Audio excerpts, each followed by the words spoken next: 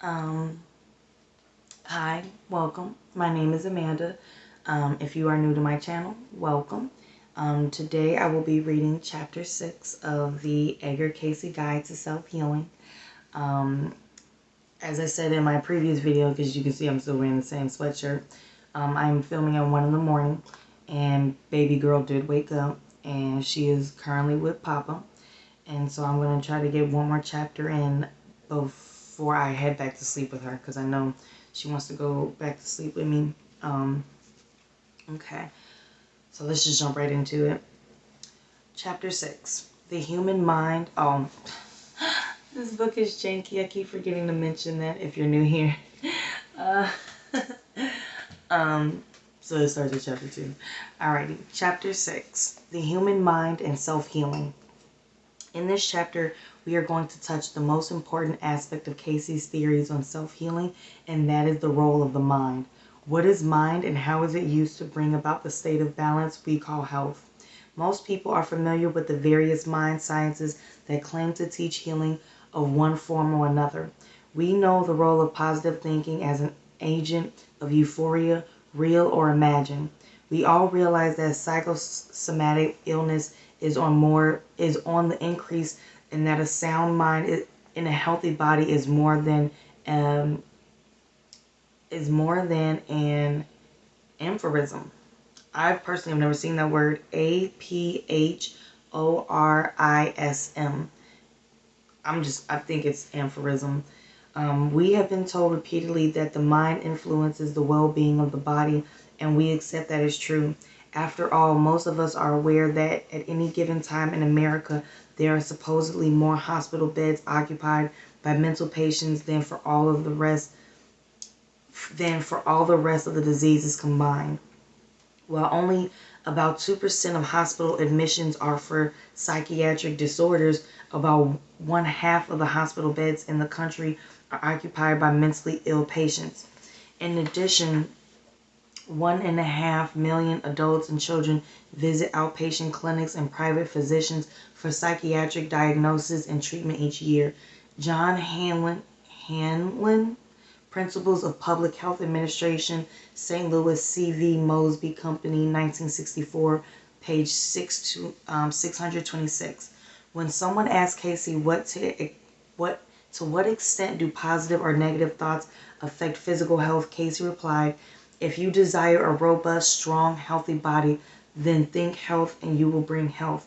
Should you weaken within yourself and feel that the physical is below normal and you become oppressed by it, the mere suggestion causes the condition to become active within the body. As the entity thinketh within, so is the entity. As the spirit moves to bring about the correct physical and mental attitude towards yourself, so it will be brought. For those physical defects which give distress at times to the body, bring yourself to do that physical manipulation for feet, hands, limbs, neck, face, with that continual suggestion to yourself of the inflowing power of the divine to make all paths straight. Thus you may see a physical demonstration in your body. In applying the same spirituality, empty yourself of all thought concerning any and every material condition, and let the oneness of the spirit flow in. For Cayce, then, the mind is the active principle that controls and dictates man from within. He sees the mind as an active force and an inanimate object, the spark or will that which makes one individual when we reach the earth plane. Further, according to Cayce, it is the mind which reasons the impressions from the senses as they manifest before the individual. Just as the psychic force is a manifestation of the soul and spirit, so too the mind is a manifestation of the physical. For Cayce, the mind is a vital power for healing, yet at the same time it is not a simple, easy to visualize muscle. You cannot picture in the mind in a physical dimension, yet you cannot discount its existence. Cayce respected the mind, and through all his readings runs the basic motif that mind is the builder. Cayce defined the mind as a power composed of many parts. We will see in further readings that he placed a great emphasis on the conscious mind, but was especially attracted towards the powers of the subconscious and unconscious minds. He taught that the conscious mind was dependent upon the five senses: sight, hearing, taste, touch, and smell. He accepted the traditional teaching that the five senses provide the conscious mind with the material needed to achieve conscious reasoning. However, when he comes to describe the conscious and unconscious mind, Cayce reveals his own insights rather than those of any particular philosophical or psychological tradition. For example, Cayce teaches that the unconscious mind is divided into the subconscious and the superconscious minds. From the study of his readings, we discover that it is the role of the subconscious mind to store the messages received from the conscious mind. Whatever the five senses collate, the subconscious mind stores. He also states quite unequivocally that the subconscious mind exercises a massive influence over the state of health of the physical body. There is really nothing new here, but it is when he describes the further role of the subconscious that Cayce breaks new ground. He teaches that the subconscious is the storehouse not only of our sense impressions, but also of all our previous lives. This mind, he says, has a memory of these lives, and present experiments in the field of parapsychology seem to bear him out. This memory, however, is not available to the person's own conscious mind. This despite the fact that one may read his own past memories if he knows how to tune in on them. For Cayce, the superconscious mind is devoted entirely to the soul mind. This portion or division of the mind has within it the memory of God's presence. We could say that according to Cayce, it is man's remaining tie and the communication link with his original spiritual consciousness. According to Cayce, then, the mind is the blueprint for the whole structure of our being. That is why he placed so much emphasis on it. Keep the heart singing, keep the mind clear, keep the face toward the light, the shadows then are behind. Cayce placed so much importance on the human mind because he felt that what a man thinks continually he becomes. What he holds as precious in his heart and mind, he makes a vital substance of the pulsation of his heart and through his blood cells, and he builds in his own physical being that which his spirit and soul must need feeds upon, and that by which it will be possessed when it passes into the realm where the experiences it has gained here in the physical plane must be put to good use. Cayce says that the mind is central to all that we are and do. For as the mind is the builder, or as a man thinketh, so is he. So does that mind, that body, that soul expand to meet the needs of same. Cayce constantly warned of the negative influence the mind could exert on our physical health. We who aspire to be self-healers cannot overlook this. There is nothing outside of self half so fearful that there is nothing outside of self half so fearful as that that may be builded or brewed within self's own mental and material being. Be constructive mentally. Don't build poisons as fast as you eliminate them. That is mind dwells upon is builded. We cannot reject the force of mind. It exists. It is said that the people of ancient Atlantis rejected the power of the mind. They did so by attempting to use it selfishly. And what happened? Destruction. For the abuse of the mind can bring about destruction of self and of one's loved ones. I just want to chime in really quickly. I personally believe that the city of Atlantis is real. I personally believe in mermaids. I'm going to throw that out there. I know someone's going to be like, oh my God, this lady's crazy. Just because something, and I know a lot of people will say this because it's a cliche, but it's true though. Just because you can't prove it doesn't necessarily mean that it can't. Just because you can't prove it doesn't mean that you should just because you've never seen it. Now, granted, a lot of people believe in God or the universe or spirit guides or angels, but a lot of people have not seen God himself or how be you, but you still believe in it. So I definitely believe in the city of Atlantis. Just throwing it out there. Um, we all have the power of the mind within us. It is God-given, and therefore it comes with a distinct responsibility that it can be used for its purposes of achieving balance. What Cayce demands is that we train ourselves and discipline ourselves so that this power may be used rightly. From the readings, it is obvious that Cayce recoiled at the idea of abusing the power of the mind, especially by forcing others to do our will. Cayce rejected all forms of force, as he taught that every person was free. That did not stop him from attempting to influence others for good through his teachings and readings, but he gave everyone the privilege of deciding truth for the self. As he saw it, God calls upon every man everywhere to look, to heed, and to understand, and that is why he created the mind. Cayce was asked if the power of the mind could change physical conditions. In a sense, we who are called to be self-healers wonder about this, for we shall see how vital the mind is in the process of healing.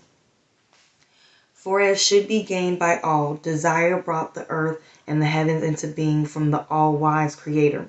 By taking thought, no man may add 1 cubit, nor can by taking thought the head be changed 1 whit. Yet desire and the fathering and mothering of desire may change a whole universe. For from the desires of the heart do the activities of the brain of the physical being shape that as would be created by saying, what ye think, what ye devour, as it were that spirit of same ye become. The nerve forces of the body is the attribute of to the mental man, just as the circulation is to the physical man. At times we find these physical conditions get on the nerves of the body, as it were, and the body ceases to care to put up with the resistance, feeling as if there is no use. This should be dismissed, for the body should acquire and gain and set before itself that all building and replenishing for a body is from within and must be constructed by the mind of the entity, for mind is the builder. For each cell is the atomic force of the body, is a world of its own, and each cell being in perfect unison may build that which is necessary to construct the forces of the body in all its needs. Cayce then gives a vital role to the mind, and according to him, the earth is simply a spiritual laboratory wherein man has been given by the Creator the unique opportunity of putting everything together, achieving balance mentally, spiritually, and physically, all within the framework of one's spiritual needs, ideals, and purposes. Understanding what the mind is, we can appreciate what Cayce means when he says that the mind is the builder. What does Cayce mean by calling the mind the builder? What he is saying is that which the mind has built or experienced in material consciousness is impressed, for better or worse, with what we refer to as attitudes and emotions, positive or negative, toward those prior experiences. He is telling us that our attitudes and prejudices, tastes, inclinations, etc. have a basis in our past. So we are continually responding to situations, geographic locations, and people, real or imagined, that we have a memory of from past experiences, either in this life or from others. For Cayce means that as we sow, so shall we reap. Cayce honestly believed that the man who made his neighbor fear and distrust him will someday live to know fear and distrust within himself. And so the familiar Cayce term fits: he meets self. On the other hand, if he sows kindness, builds love and understanding, all this too will one day return to the builder in like manner. For mind is the builder, and that which we think about may become crimes or miracles. For thoughts are things, and as their currents run through the environs of an entity's experience, thoughts become barriers or stepping stones, depending upon the manner in which the thoughts are laid, as it were. For as the mental dwells upon these thoughts, so does it give strength, power to things that do not appear. And thus does indeed there become that is as so oft given, that faith is the evidence of things not seen. For each entity should know that every thought and act are the material out of which they are building their very being. The sojourns and the various spheres are but the results of their own desires. A question was posed to Cayce wherein someone asked him to what extent someone is permanently influenced by former unhappy experiences. It is interesting to note that Cayce was not a fatalist. Fatalist. Fatal, that's what I feel like is fatalist. But sincerely believe that although the mind is the builder, it is not a jailer. A person can do something about his past and not just wallow in it, which is, of course, vital information to the self-healer. As these things are allowed to become a part of the warp and woof the thinking, remember the mind is the builder. They take hold, but if these are lost in him and his promises, not only the physical disturbance of the neurosis may be eliminated, but the influences of unhappy experiences may become as nothing. If you are tired, Cayce says, even this temporary state can be alleviated by the proper use of the mind.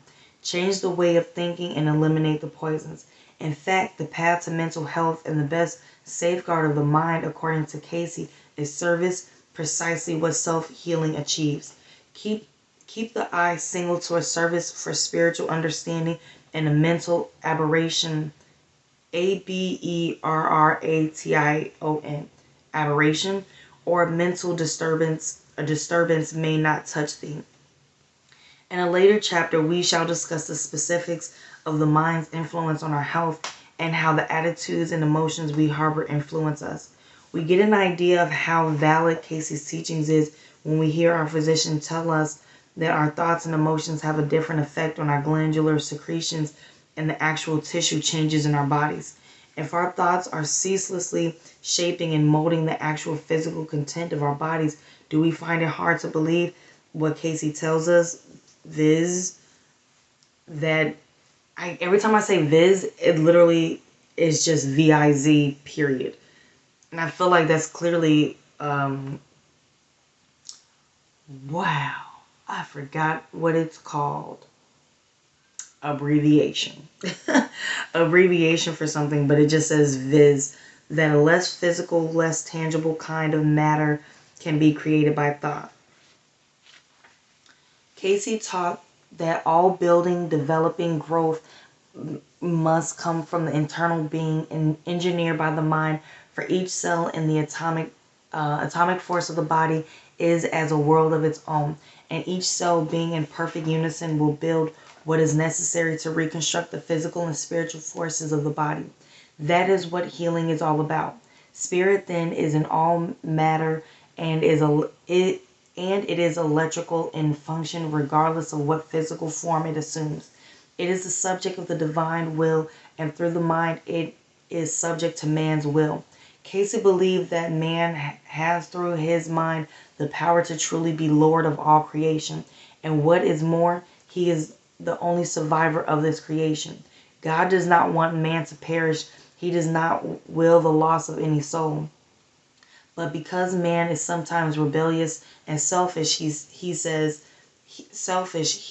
Cayce often hearkens to that which would separate him from his maker. What we are beginning to see then is that Cayce equates mind with the creative force, or what is known as the first cause, or again, that which we conceive of as God. Not that Cayce denies the distinction between man and God, rather he sees similarities, which after all isn't so strange, concerning that God created man in his own image and likeness. The readings state that as creatures of the divine, we have received a mind as an attribute of our individual soul, and it is on this basis that we are co-creators with God.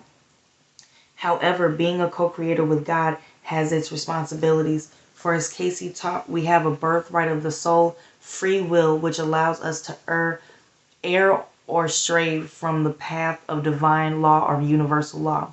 Despite what we may do with our gift of the mind, even though we rebel against God, he does receive us back, for it is karma that forces us to repentance. This is so because it has, not because. This is so because it has always been the will of God that man return to him. Cayce tells us then that we should imagine the mind as a great cosmic loom spinning in time with will as the weaver. So we can look at our individually woven swatches of fabric, soul records, past and present, and we will see amidst them some areas of excellent cloth, well woven, orderly, beautifully colored and patterned, interspersed,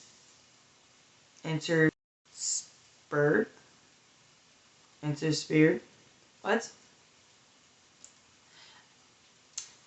Yep, there's another word.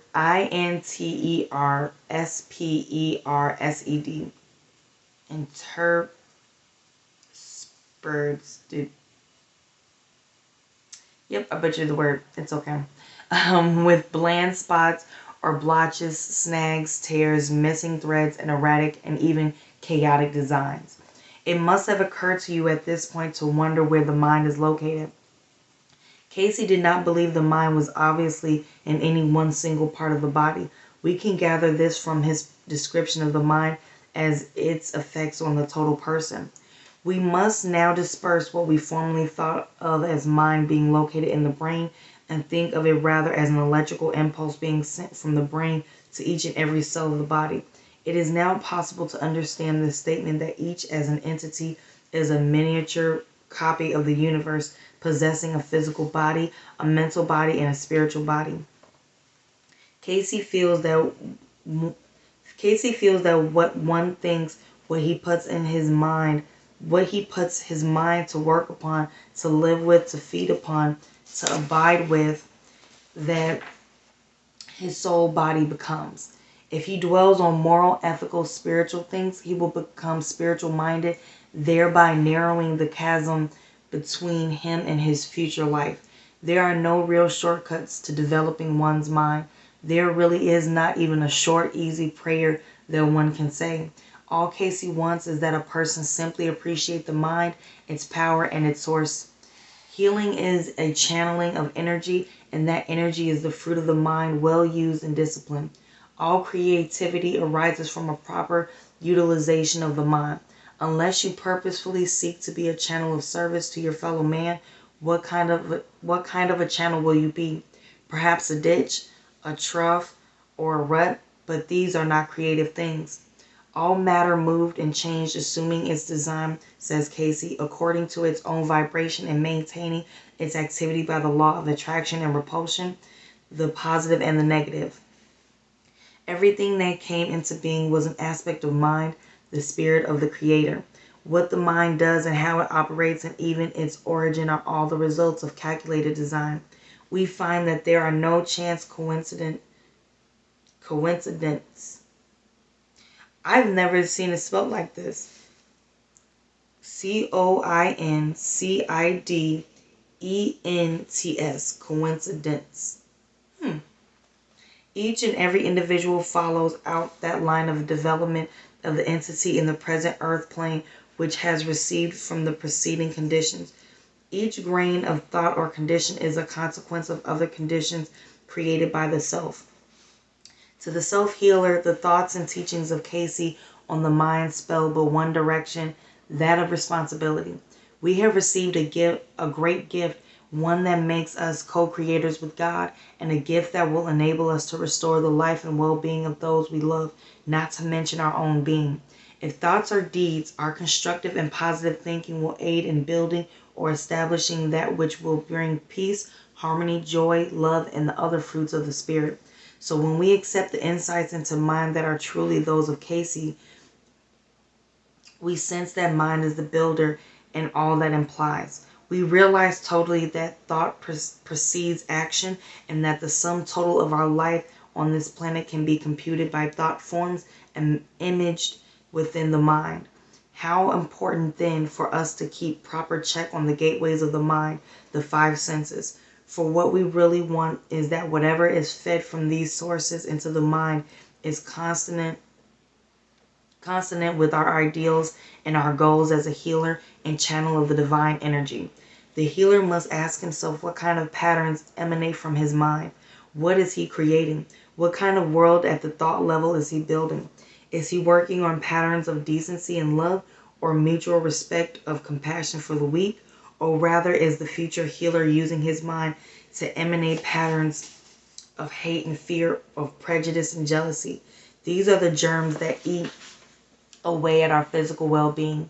These will destroy our mind, our homes, and our native land. We must apply the spiritual rather to our mind, our thoughts, words, and deeds. We must take our mind and apply it to the total pattern in the realm of the unconscious.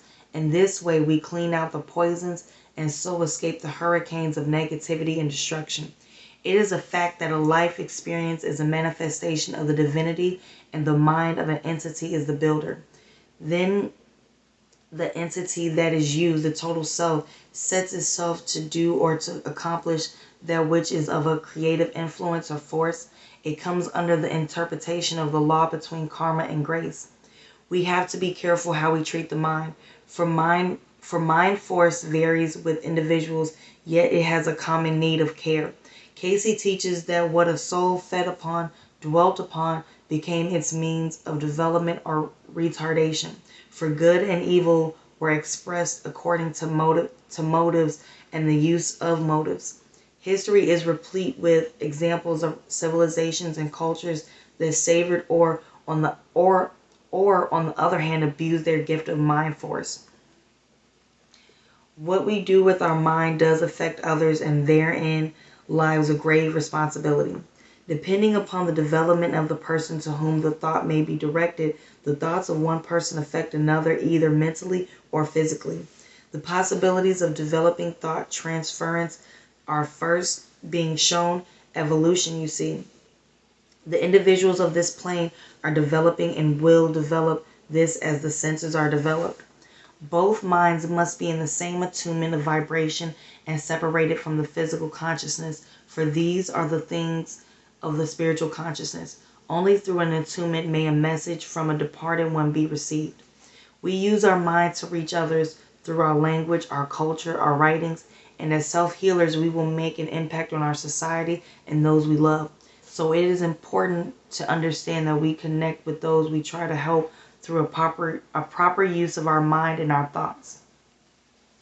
As of old, he who would be aided must seek even in the ways which have been indicated, and and has and as has been given, let all things be done in order, seeking and knowing that as ye measure and as ye act in thought and mind and heart and body and the imagination of thy inner self, so ye become materialized in others' actions. What especially strikes the reader of the Cayce teachings is that for him thoughts are things. They have an impact. They are not sterile and fruitless. These things we know, but how often do we relate them to the power which is the mind? Conditions, thoughts, activities of men in every clime are things, as thoughts are things. They make their impressions upon this, I don't know that word, scheme of time and space. Thus, as they make for their activity, they become as records that may be read by those in accord or tuned to such a condition. This may be illustrated in the wavelength of the radio or of such an activity. These activities go upon the waves of light, upon that of space. And those instruments that are attuned to saying may experience that which is being transmitted. We will read more of Cayce's thought about the mind as we go on. The important point right now is to gain an awareness of the value of the understanding of what mind is and how it operates in the total scheme of things as envisioned by Cayce. As a self-healer, one cannot stress too often this valuable instrument of balance. As Cayce puts it, remember the mind is the builder. Experiences take hold, but if these are lost in him and his promises, not only the physical disturbance of the neurosis may be eliminated, but the influence of unhappy experiences may become as nothing. The mind is the predominant contact point for the self-healer. This is where his growth begins. The healer must keep in touch with the divisions of mind, for these arose from the fact that the mind is constantly seeking expression in and becoming attached to the material. So mind force underwent division. This, as we saw earlier, resulted in the three phases of thought processes, viz. The conscious mind, which gives direction to the building up, use, and control of matter. The subconscious or unconscious, which is the storehouse of memory, the inter-between, and the superconscious, which is devoted entirely to the soul mind. According to some commentators of Cayce, these are not three distinct minds. They are rather to be seen as the functions of the one mind at three different levels. Between the conscious and superconscious, there appears, some say, to be constant war or working at cross purposes. Yet in the end, the superconscious must be the victor. Man's mind is beautiful, and yet it does not operate in a vacuum. It cannot. It needs nature and the environment so that the five senses can feed it and nourish it. And these are considerations that we have to study as we proceed so as to get the closest picture possible of Cayce's methods on healing. For the beauty of man's mind is oft directed by the beauty of his environs. Okay, so thank you for joining me on chapter 6. Please take care of yourself. Please have a wonderful evening and weekend. Bye.